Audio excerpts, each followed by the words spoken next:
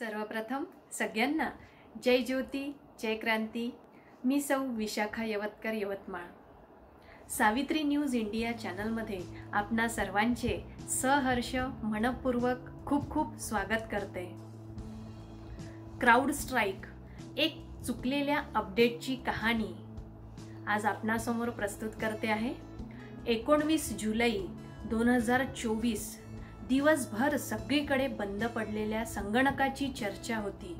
संगणक बंद पडल्यामुळे विमानतळाचे कामकाज अडकले, कंपन्यांची कामे थांबली, अशा अनेक बातम्या होत्या।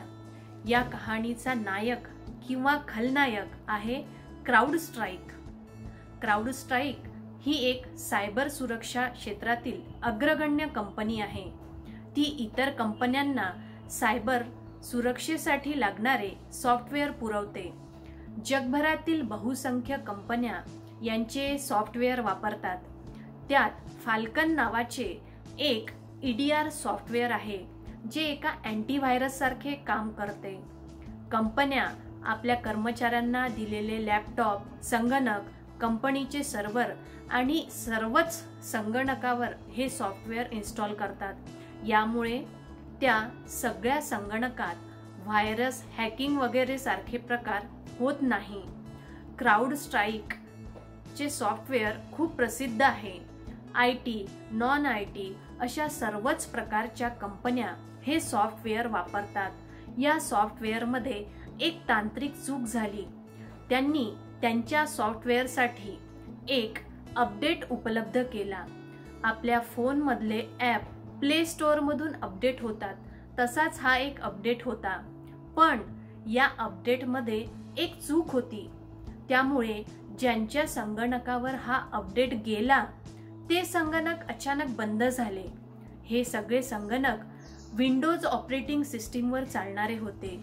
जगभरात हे तांत्रिक दोष असणारे अपडेट एकाच वेळी उपलब्ध झाल्यामुळे मोठ्या संख्येने एकाच वेळी संगणक बंद झालेत। संगणक बंद झाले म्हणून हे सॉफ्टवेअर वापरणाऱ्या कंपन्यांच्या कर्मचाऱ्यांना काम करता आले नाही। अनेक कंपन्यांचे विंडोज ऑपरेटिंग सिस्टीम वाले सर्व्हर ज्यात हे सॉफ्टवेअर इन्स्टॉल होते ते देखील बंद झाले। परदेशातल्या अनेक रेल्वे कंपन्या, हॉस्पिटल इत्यादी ठिकाणचे सर्व्हर बंद झाल्यामुळे त्यांची वाताहत झाली। भारतातील इंडिगो, एअर इंडिया सारख्या विमान वाहतूक कंपन्या, विमानतळे, JNT सारखी आस्थापने, शेअर बाजार ब्रोकर्सचे सर्व्हर देखील बंद पडले। जिथे जिथे हे सॉफ्टवेअर अपडेट झाले तिथे गोंधळ तयार झाला।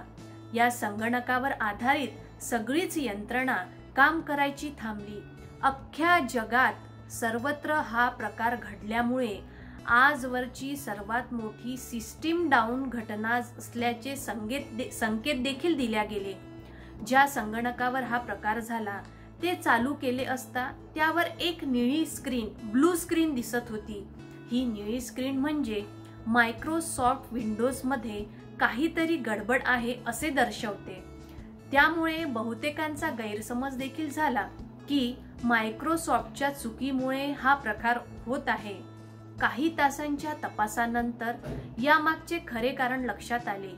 क्राउड स्ट्राईक कंपनीने त्यावर एक तोडगा काढला आणि बंद झालेले संगणक पुन्हा कसे सुरू करायचे हे सुचवल्या गेले। हळूहळू करत सर्वच सर्व्हर पूर्ववत केले आणि संगणक देखील नीट केल्या गेले। या घटनेत संगणक बंद होऊन दिसणारी निळी स्क्रीन मायक्रोसॉफ्टची दिसते। त्यामुळे त्याचीच चर्चा होऊन मायक्रोसॉफ्ट विंडोज नाहक भरडला गेला।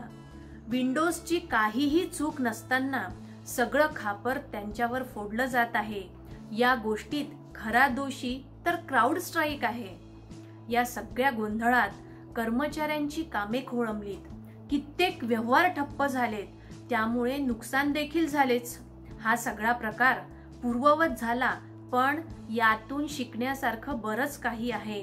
आजच्या काळातील प्रत्येक गोष्ट ही तंत्रज्ञानावर अवलंबून आहे आणि तंत्रज्ञानात झालेली एक चूक देखील आपल्याला किती महागात पडू शकते हे आपण यावरून नक्कीच समजू शकतो। तेव्हा कायम सतर्क रहा, सावध रहा आणि कायमच अपडेट राहत चला। माझ्या शब्दांना इथेच विराम देते। पुन्हा भेटूया एका नवीन विषयासह। तोपर्यंत जय ज्योती, जय क्रांती, जय सावता। धन्यवाद।